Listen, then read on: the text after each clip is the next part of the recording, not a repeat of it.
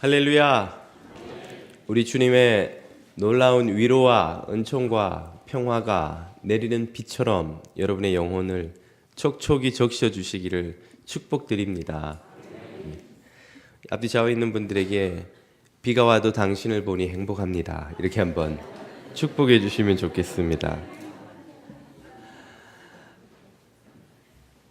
오늘 설교 제목을 보고 아니 이 시리즈는 안 끝났나, 도대체 언제 끝나나 이렇게 생각하시는 분들이 계시지 않을까 싶은데요.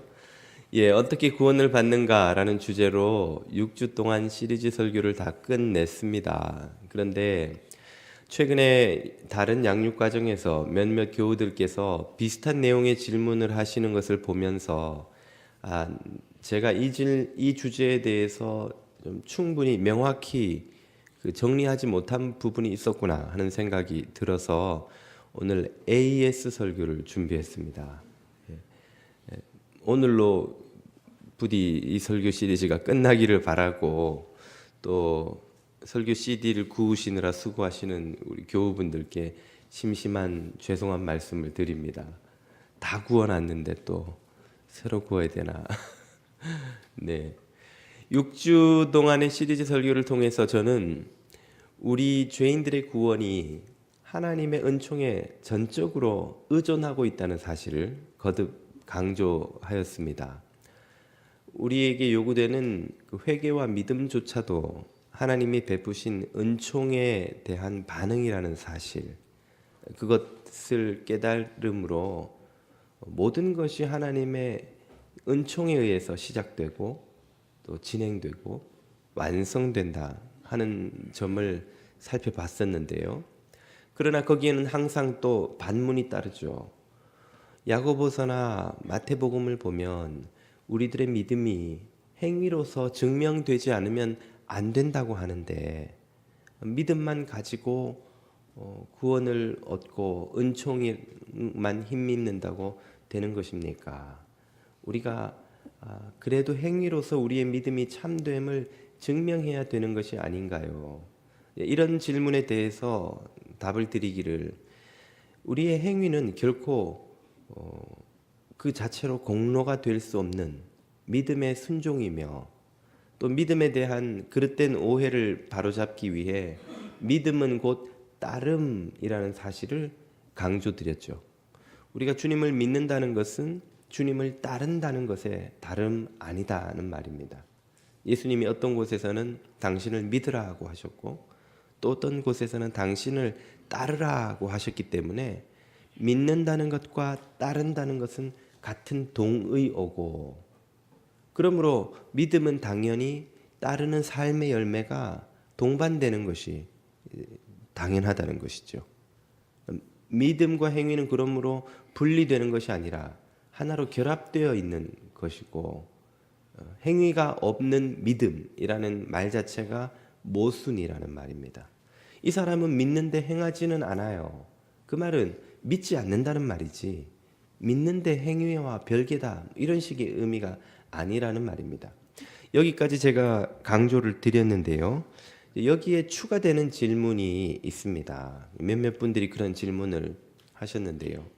야고보서를 보며 또 마태복음의 말씀들을 보면서 그러면 우리의 믿음이 행위로 증명되어야 한다는 것은 알겠는데 어느 정도 행해야, 어느 정도 순종해야 참된 믿음이라고 증명될 수 있습니까? 라는 질문이었습니다. 이 질문의 의도에는 불안해요 라는 의미가 숨어 있는 거예요. 나는 제대로 믿고 싶은데 내가 진짜 제대로 믿고 있는 것이 맞는지 확인할 방법은 참된 그 믿음의 증거로서의 행위라고 하니까 어느 정도 순종하는 것이 참 내가 믿는다는 증거가 되는 것인지, 나는 주님께 순종하고 싶지만 실제로는 실패하고 순종하지 못할 때가 참 많은데, 그렇다면 내 믿음은 증명된 믿음인가요? 아닌 것입니까? 이런 질문이죠. 우리 모두는 마음에 불안함이 있는 거예요. 내가 제대로 믿고 있는가? 내 믿음이 정말 행위로 증명되고 있는 믿음인가? 이 질문에 대한 답을 한번 같이 찾아보려고 합니다. 첫 번째로는 믿음이란 무엇과 같은 것인지를 살펴보고, 다음으로는 그 믿음이 얼마만한 것이어야 하는지를 살펴보고, 마지막으로는 그 믿음의 열매와 순종의 열매와 그리고 율법적 행위는 어떻게 다른 것인지를 살펴봄으로써 이 문제를 풀어보고자 합니다. 먼저 믿음이란 무엇과 같은 것인가? 믿음은 따름과 같다고 지난번에 말씀을 드렸죠. 주님을 믿는 것과 주님을 따르는 것이 같은 의미라는 사실을 알면 우리는 믿음에 대한 오해를 많이 바로잡을 수 있습니다. 믿음은 그냥 말로만 하는 어떤 인정이 아니라 주님을 따라가는 삶 그 자체구나 하는 것을 알 수 있는데, 얼마만한 믿음이라야 구원에 이를 수 있는가? 이 문제를 풀려면 믿음이 무엇과 같은지를 또 다른 단어를 사용해서 설명하시는 신약의 표현들을 살펴봐야 합니다. 믿음이 따름과 같은 것처럼 또 믿음은 사랑과도 같다고 말씀드릴 수 있습니다. 성경 여러 곳에서 주님을 믿는 것과 주님을 사랑하는 것을 동의어로 쓰고 있습니다. 오늘 본문 37절을 보시죠. 예수께서 이르시되 내 마음을 다하고 목숨을 다하고 뜻을 다하여 무엇하라? 주 너의 하나님을 믿으라가 아니라 사랑하라. 하나님을 믿으니 또 나를 믿으라. 다른 곳에서는 믿으라고 하신 주님이 여기서는 사랑하라고 하셨어요. 베드로후전서 1장 8절을 보면 또 이런 표현이 나오죠. 예수를 너희가 보지 못하였으나 사랑하는도다. 이제도 보지 못하나 믿고 말할 수 없는 영광스러움으로 기뻐하니. 지금 여기서는 예수님을 향하여 사랑하는 것과 믿는 것과 기뻐하는 것을 다 나란히 병렬해서 사용하고 있습니다. 주님을 사랑하는 사람은 곧 주님을 믿는 사람이라는 말이죠. 지금 이런 성경 구절들이 우리에게 가르쳐주는 바는 믿음이란 곧 사랑과 같은 개념이다 이 말이에요. 주님을 믿는다, 주님을 사랑한다 이 말입니다. 이 사실을 이해하게 되면 믿음과 구원의 관계를 훨씬 더 잘 이해할 수 있습니다. 자, 믿음과 구원의 관계는 사랑과 결혼의 관계와 같은 거예요. 자, 결혼할 때 제가 늘 말씀드리지만 확인하는 유일한 한 가지는 뭐라고요? 바로 사랑이죠. 주례자는 신랑 신부에게 한 가지만 묻습니다. 이 여자를, 이 남자를 죽을 때까지 사랑할 겁니까? 그것만 예하면 부부라고 선언해요. 거기에는 무슨 질문이 없습니까? 행함에 대한 질문이 없죠. 이 여자에게 매달 얼마씩 갖다 줄 겁니까? 이 남자에게 아침밥은 해줄 거며 애는 며칠이나 낳아줄 건가요? 결혼하면 최소한 몇 년 동안은 같이 살 거라고 개런티를 하십니까? 이런 걸 묻지를 않아요. 왜 묻지 않을까요? 그 모든 것이 다 어디 안에 포함되어 있기 때문에, 사랑 안에 다 들어있기 때문에 그래요. 참으로 사랑하면 그 모든 것이 저절로 따라옵니다. 그러나 그것을 다 한다고 해서 사랑하느냐 하는 것은 증명되지 않죠. 어떤 남자는 이 여자를 전혀 사랑하지 않으면서도 그 아버지가 재벌이기 때문에 그 여자에게 좋은 일을 해줄 수 있어요. 그죠? 비싼 선물을 하고 잘해주고 맛있는 걸 사주고 막 사랑한다고 말하고 다 할 수 있어요. 사랑하는 남자가 하는 모든 행위를 어떤 남자는 다 할 수 있습니다. 사랑 없이도. 무엇 때문에? 아버지가 재벌이니까. 뭔가를 얻기 위해서. 이 여자와 결혼함으로써 내가 얻을 수 있는 그 무엇을 기대하고 해주는 많은 행위들이 있지만 그것은 사랑이 아니죠. 사랑 안에는 이 모든 행위들이 포함되어 있지만 이 모든 행위들 안에는 자동적으로 사랑이 포함되는 것은 아닙니다. 믿음과 구원이 이와 똑같은 거예요. 하나님은 우리를 구원하실 때 오직 뭐만 보세요? 우리가 주님을 믿는가만 보시죠.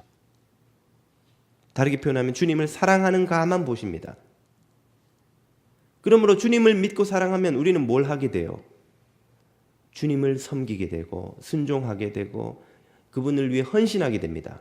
그러나 그분을 섬기고 헌신하고 희생한다고 무조건 믿음과 사랑이 자동적으로 포함되어 있는가? 그건 그렇지 않은 거예요. 다른 목적으로 이 모든 일을 할 수가 있는 겁니다. 그죠? 여러분, 목사를 직업으로 하는 사람들도 있을까요? 있죠. 예전에 저 설문조사에 진위가 좀 의심스럽긴 하지만 지난 2000년대 초반인가 한번 남편감 1위로 목사가 오른 적이 있다고 그래서 제가 깜짝 놀랐어요. 그 설문조사가 도대체 어디서 나온 건지 모르겠습니다만 그만큼 한국 사회에서 한때 목사가 괜찮은 직업 중에 하나로 인정받던 시절이 있었어요. 뭘 보고 그랬는지 저도 모르겠습니다만 아무튼 직업으로 돈 벌기 위해 목사하는 사람도 있을 수 있죠.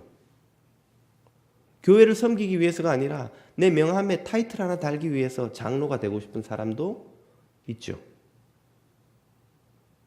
교회 가서 교우들 관계 많이 맺고 뭐 신앙생활 이렇게 하면 비즈니스에도 도움이 되고 이민생활 외로운데 좀 괜찮고 이런 목적으로 교회 나오는 사람들도 있을 수 있잖아요. 그런 사람도 와서 보면 야, 이 교회 계속 다니려면 이 정도 봉사는 해야 되겠다. 마음속으로 계산을 할 거 아니에요. 그렇게 하는 행위들이 그 행위들 안에는 뭐가 없습니까? 믿음이 없고 사랑이 없는 거예요. 사랑과 믿음 안에는 자동적으로 행함의 믿음이 열매가 쫓아오지만 행함 자체에는 자동적으로 믿음과 사랑이 포함되어 있는 것은 아닌 거예요. 그러니까 주님은 우리들의 행함을 보고 구원하시는 것이 아니라 믿음을 보고 구원하신단 말이죠. 우리의 사랑을 보고 결혼하는 것이지 행함을 보고 결혼하는 게 아니라 행함을 조건으로 자 연봉 얼마를 와이프에게 꼬박꼬박 갖다 주면 오늘 결혼을 선포합니다 하지 않고 사랑만을 확인하고 결혼을 선포하는 것과 마찬가지인 것이죠. 우리 죄인의 구원은 하나님이 우리 안에 있는 겨자씨만한 믿음을 보시고 거저 베풀어 주시는 은혜인 것입니다. 거기에 쫓아오는 열매들이 얼마나 보잘것없음에도 불구하고 우리의 믿음을 보고 받아주시는 거예요. 그러므로 우리가 종종 오해를 하는데 우편강도의 구원을 행함은 아무것도 없이 행함은 필요도 없이 말만 고백만 잘하면 구원 얻는 것이다 라고 우편강도의 구원 사건을 오해하시는 경우가 있어요. 그런 게 아닌 거예요. 우편강도는 아무것도 안 해도 입으로 고백만 잘하면 구원 얻는다는 교훈을 주는 것이 아니라 구원은 행함이 아니라 참된 믿음으로 얻는 것이다 라는 사실을 우리에게 깨우쳐 주는 거예요. 만약 우편강도에게 10년이라는 시간이 추가로 주어져서 즉시 죽지 않고 10년 더 살 수 있었다면 그는 자신의 참된 믿음을 10년 동안의 헌신의 삶으로 증명했을 것입니다. 그가 즉시 죽을 수밖에 없었기 때문에 그의 행함으로 증명할 기회가 없었지만 그건 아무런 행함이 없어도 말만 잘하면 구원을 얻을 수 있다는 교훈을 주는 게 아닌 거예요. 참된 믿음이 우리를 구원으로 인도하는 거지 행함이 구원으로 인도하는 게 아니다 하는 사실을 우편강도는 우리에게 깨우쳐 주는 것이죠. 그 다음에 제기되는 문제는 이것입니다. 그러면 참된 믿음이 행함으로 증명되는 것이라면 내 믿음은 어느 정도 행함이 있으면 증명이 되는 것일까요? 하는 말이죠. 어느 정도 순종하면 됩니까? 어느 정도 헌신하면 내 믿음이 참된 것으로 인정받을 수 있나요? 하는 이 질문입니다.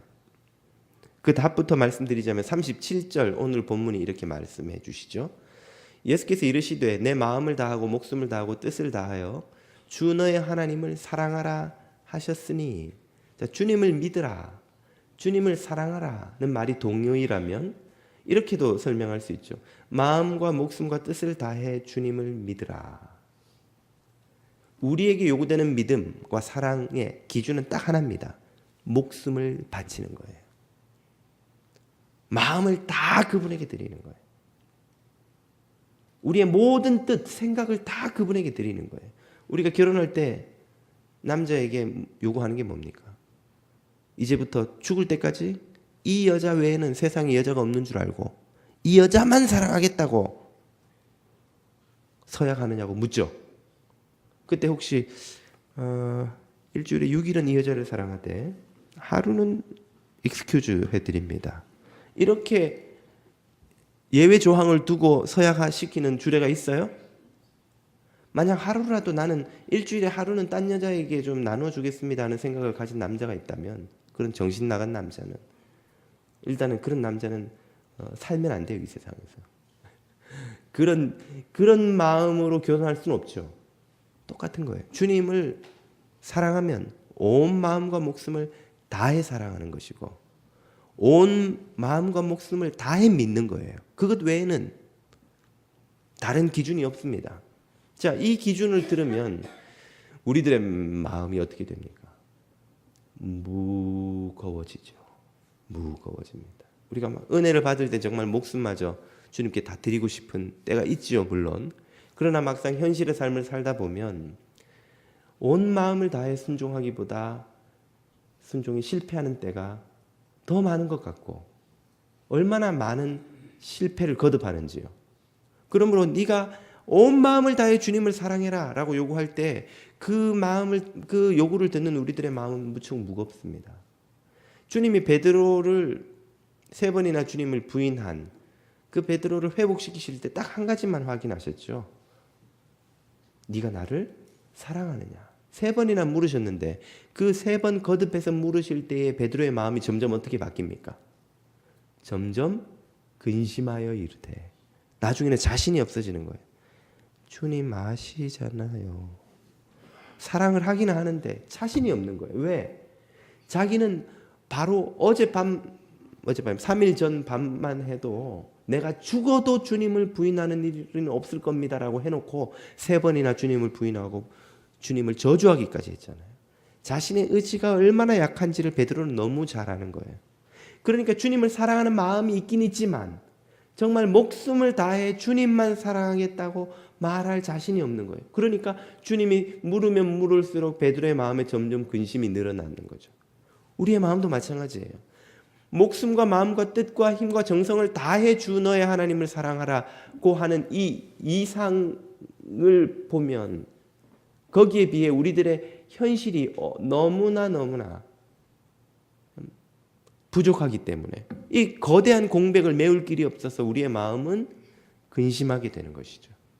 어떻게 구원받지? 그렇게 온 마음으로 주님을 사랑할 수 없는데 그 공백을 메워주신 유일한 분이 예수 그리스도의 십자가인 줄로 믿으시기를 바랍니다.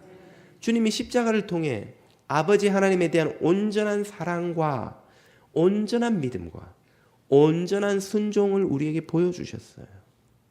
그리고 그 십자가의 공로로 우리들의 사랑의 그 거대한 간극을 다 메우시는 거예요. 그래서 우리들의 겨자씨만한 보잘것없는 믿음, 보잘것없는 사랑도 완전한 믿음, 완전한 사랑인 것처럼 주님이 받으시는 거예요. 십자가로 인해서. 이것이 구원의 은총이죠. 전에도 설명드린 적이 있습니다만 이런 비유라고 묘사할 수 있겠습니다. 마더스데이가 가까워오면 우리 집 진리가 엄마한테 뜬금없이 5불을 달라 그래요. $5, 5불만. 왜? 시크릿이야. 5불만. 뭔데 시크릿이? 그냥 줘, 그냥 줘. 우리 진리는 인내심이 없어요. 2번만 같은 말 하게 하면 짜증을 내요. 그럼 엄마가 5불 왜 달라 그러는지 모르겠어요. 벌써 킨더 때부터 다 매년 해오던 행사인데, 그래서 모른 척하고 5불을 주면 이걸 학교에 가서 뭐 종이 카네이션부터 해서 뭐 무슨 마더스데이 선물이랍시고 이것저것 사와요. 5불 가지고 한 2-3개 사오면 하나당 1-2불씩 하는 거 아니에요. 그걸 갖고 마더스데이 아침에 엄마 할 말이 있어요. 뭐 서프라이즈 그리고 내놓는단 말이에요. 그럼 엄마는 어떻게 이런 거를 엄마를 위해서 준비했어? 꿈에도 엄마는 몰랐어. 어떻게 그걸 꿈에도 몰라요. 내가 5불 줬는데 또 매년 이맘때 되면 달라고 하는데 다 알지만 몰랐던 것처럼 깜짝 놀라주고 그 5불짜리 선물 받고는 엄마한테 이런 거를 주다니 엄마는 너무 행복해. 막 5불짜리를 500만 불짜리처럼 받는 거예요. 왜 그렇습니까? 그 아이의 마음이 이뻐서 받는 거예요. 행복해서 받는 거예요. 그걸 큰 것처럼 받는 거예요. 주님이 우리들의 믿음과 사랑을 받으시는 방법이 이런 겁니다. 우리들이 주님 앞에 드리는 믿음, 사랑이라는 것이 얼마나 보잘것없는 누더기 같은 거예요. 목숨을 다하기는커녕 좋은 것을 주님께 먼저 드리기는커녕 우리 쓸 거 다 쓰고 우리 할 거 다 하고 우리 하고 싶은 거 다 하고 남는 시간, 남는 돈, 남는 정성, 남는 마음에 예배도 드려볼까. 예배 안 드리면 찝찝하니까 주님께 예물도 좀 드려볼까. 봉사도 좀 드려볼까. 우리가 몸이 아파 죽어도 돈 벌러는 나가잖아요. 내 몸이 조금만 아프면 예배는 그만. 아유 뭐 몸이 이렇게 아픈데 이렇게 피곤하게 드리는 예배를 주님이 받으시겠어? 주님도 별로 기쁘지 않으실 거야. 그냥 오늘 예배 패스. 우리가 아무리 피곤해도 돈 벌러는 나가잖아요. 근데 조금 몸이 힘들면 아이고 봉사는 뭐 평생 해야 되는 봉사인데 뭐 오늘 하루 빠진다고 무슨 일이 있겠어. 주님께 드리는 건 항상 우리의 뒷전, 남는 짜투리, 그런 보잘것없는 믿음과 사랑을 주님 앞에 드리는데 주님이 그걸 마치 온 몸과 마음과 목숨과 뜻과 힘과 정성을 다해 드리는 것처럼 받으시는 거예요. 어떻게 그 거대한 공백을 메웁니까? 십자가가 메워주신다는 거죠. 그러니까 우리가 믿고 우리가 순종하고 우리가 뭘 섬기는 것 같지만 이 모든 누리는 은혜와 구원은 다 뭐라는 말이에요? 은혜라는 말이에요. 은혜. 하나님의 은혜로 주신다는 말이에요. 저와 여러분의 구원이 온전히 은혜로 이루어진 것인 줄 믿으시기를 축복드립니다. 이 사실을 깨닫고 이제 우리는 마지막 질문에 도달합니다. 그러면 우리가 그렇게 은혜로 깨달아서 믿음으로 하는 순종과 율법적으로 행하는 행함이 과연 다른 것입니까? 어떻게 차이가 있는 것인가요? 행위에는 두 가지가 있다고 말씀드릴 수 있습니다. 겉보기는 똑같은 행위지만 똑같이 희생하고 순종하고 섬기고 봉사하는 것 같지만 본질적으로 믿음의 순종의 행위가 있고 율법적 행위의 그 행함이 있어요. 이 둘은 어떻게 다른 것일까요? 먼저 비유를 하나 드리자면 이런 것일 수 있습니다. 한 남자가 여자를 사랑해서 그녀에게 프로포즈하기 위해서 가진 걸 다 긁어 모아요. 그런데 학생이고 아르바이트해서 살아가고 아무것도 가진 게 없어서 겨우 마련한 게 은반지 하나예요. 너무너무 그녀를 사랑하지만 이 남자가 그녀에게 줄 수 있는 건 은반지 하나밖에 없습니다. 근데 또 다른 남자는 이 여자를 사실은 사랑하지 않아요. 그러나 그 여자의 아버지가 재벌이에요. 그래서 다이아 반지를 준비한 것이죠. 은반지와 다이아 반지 어느 게 큽니까? 후자가 훨씬 크죠. 그러나 어느 것이 진실한 선물입니까? 전자지요. 이 전자는 야고보서와 마태복음이 말하는 행위가 없는 믿음은 죽은 믿음이다 라고 할 때의 그 행위와 같은 것입니다. 거기서 말하는 행위는 믿음의 결과로서의 순종, 사랑의 열매로서의 행함인 것이죠.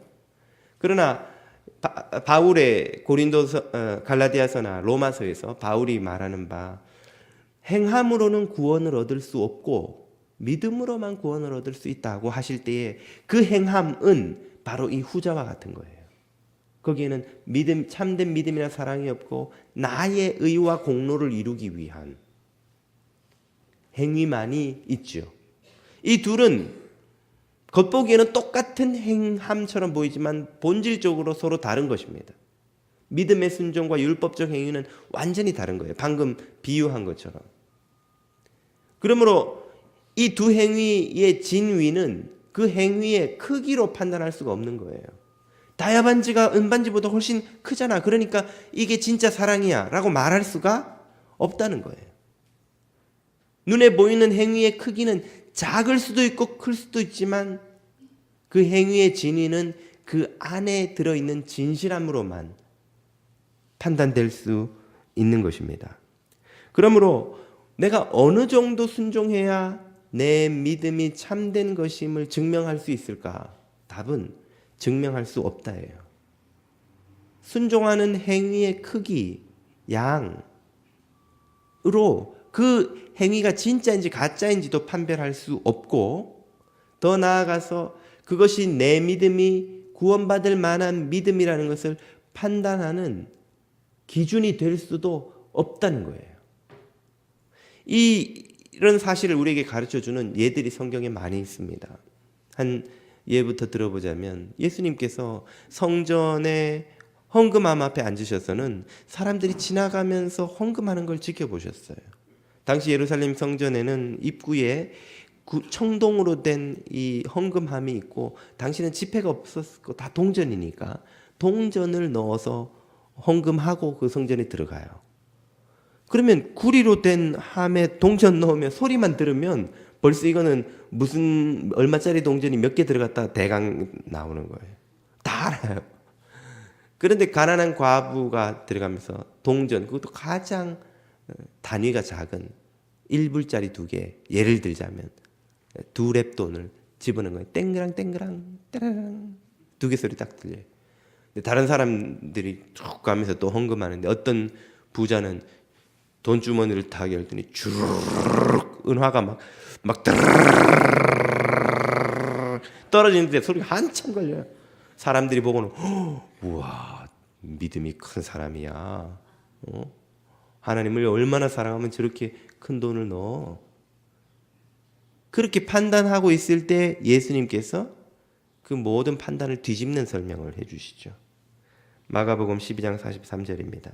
예수께서 제자들을 불러다가 이르시되 내가 진실로 너희에게 이르노니 이 가난한 과부는, 이 동전 2개 입을 넣고 지나가는 과부는 지금 헌금함에 돈을 넣고 있는 모든 사람들보다도 더 많이 넣어도다. 가장 적게 넣은 여자인데 가장 뜨거운 사랑과 믿음으로 주님을 사랑하고 있는 진실한 신앙인이다, 이 말이죠. 그리고 그 근거로서 44절에 이렇게 말씀하십니다. 왜입니까? 그들은 다 풍족한 가운데 넣었거니와. 지금 만불을 쫙 넣고 간 사람이 있어요. 어떻게 만불을, 그 사람 재산은 100만 불이에요. 만불 넣고도 99만 불이 아직 남아 있어요.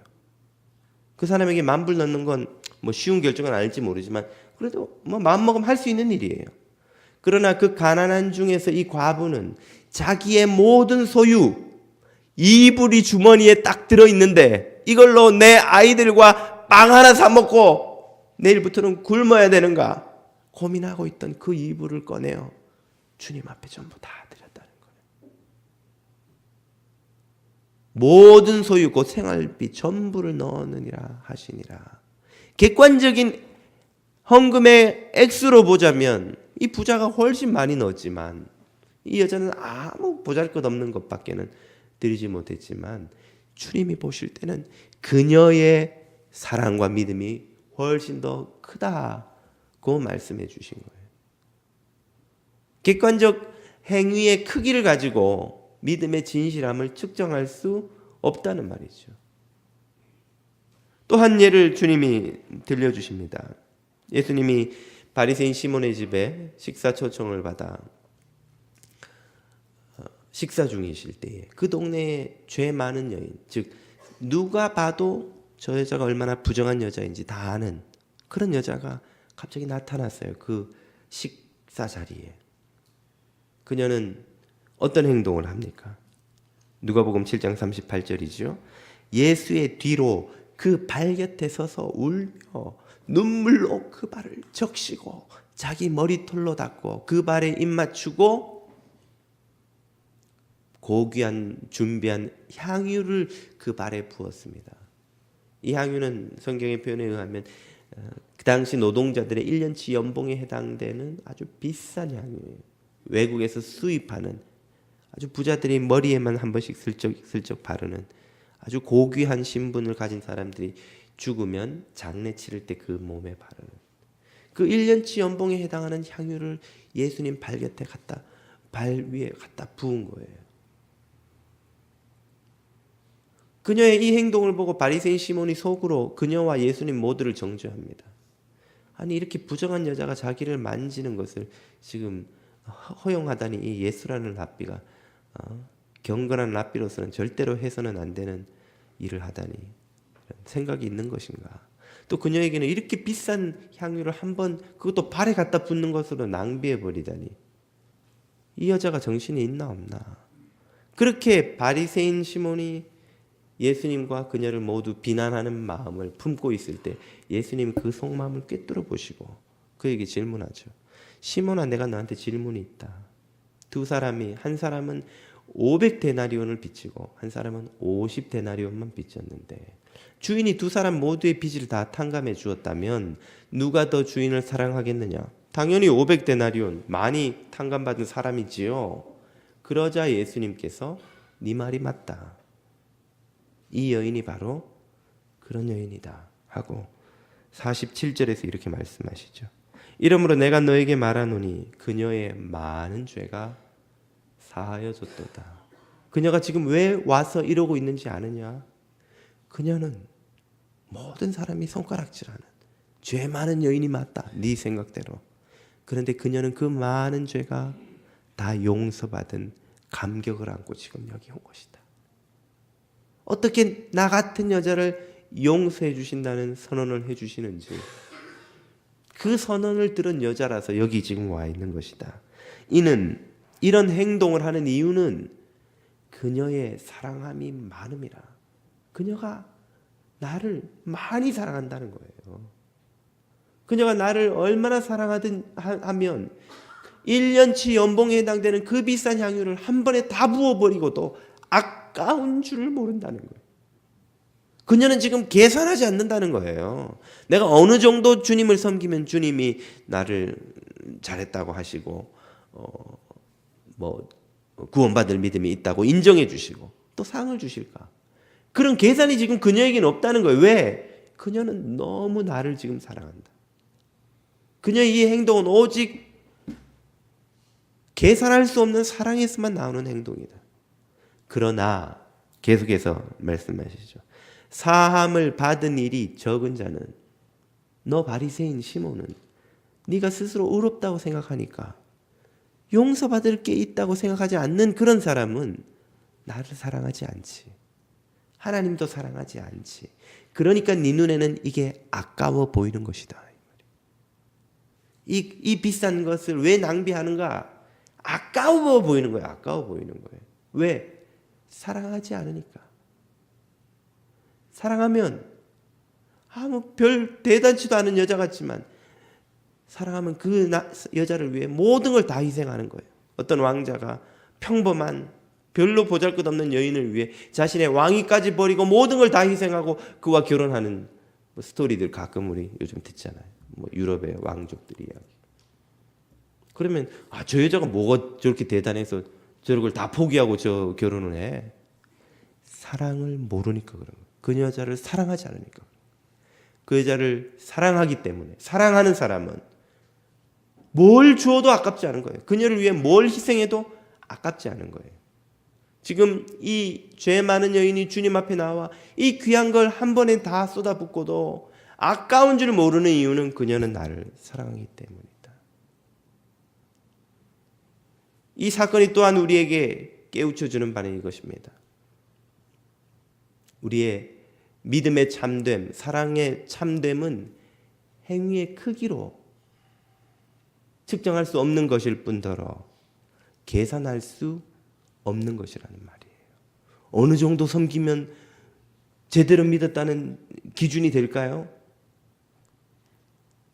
그 기준이 없어요. 그 기준은 하나밖에 없습니다. 목숨을 다하는 거예요. 뜻을 다하는 거예요. 마음을 다하는 거예요. 그 외에는 모두 다 결격입니다. 모두 다 자격이 없는 거예요. 참된 사랑은 뭐 하지 않는 거예요? 계산하지 않는 거예요. 그녀가 이걸 들고 나올 때 이렇게 생각했을까요? 내가 주님 앞에 어느 정도 얼마짜리를 갖다 부어야 주님이 내 사랑이 진짜라고 내가 잘 믿는다고 해주실까? 그녀에게는 이런 계산이 없었던 거예요. 그녀는 자기 집에서 자기 눈에 보이는 가장 귀한 거를 들고 온 거예요. 그리고 그것을 붓고도 모자라서 자신의 눈물을 쏟아 주님의 그 발을 적시고 자신의 머리칼로 그 발을 닦아내죠. 왜입니까? 사랑함이 많기 때문이에요. 사랑함이 많기 때문에. 우리가 얼마나 주님을 섬겨야 주님은 우리를 인정하시고 상을 주시고 혹은 구원받을 만한 믿음이 있다고 받아주실까? 우리의 목숨을 드려도 그 인정을 받을 수 없어요. 그것은 오직 십자가의 공로로 걸어쳐 주신 거예요. 우리가 할 수 있는 유일한 일은 그 사랑에 이미 주신 완전한 사랑에 감사 감격하여 내가 무엇이든 드릴 수 있는 것이 무엇이든 가장 좋은 것으로 주님을 드리고 싶은 마음으로 주님을 섬길 수 있는 것, 그것밖에 없는 것이죠. 그런 사랑으로 주님 앞에 나아가는 자를 주님이 이렇게 선언하시죠. 50절입니다. 예수께서 여자에게 이르시되 내 믿음이 너를 구원하였으니 평안히 가라 하시니라. 아멘. 주님을 사랑하여 나온 그녀에게 그녀는 믿는다는 말을 한 적도 없어요. 그런데도 네 믿음이, 네 사랑이, 네 믿음이 하나님에게 참됨을 지금 인정받았다는 거예요. 그러니 평안히 가라. 우리의 다 평안히 가고 싶은 마음이 우리에게 있죠. 주님이 너를 인정하셨고 주님이 너의 믿음을 받으셨다. 어떻게 하면 인정받고 어떻게 하면 평안을 누릴 수 있나요? 이 정도면 됩니까? 그 어떤 것도 안 된다는 걸 우리는 알아야 돼요. 이미 주신 구원에 감사 감격하여 무엇으로 그 사랑을 갚을 수 있을지 몰라서 내 모든 것을 들여 주님을 섬기는 것, 그것 외에는 그 어떤 것도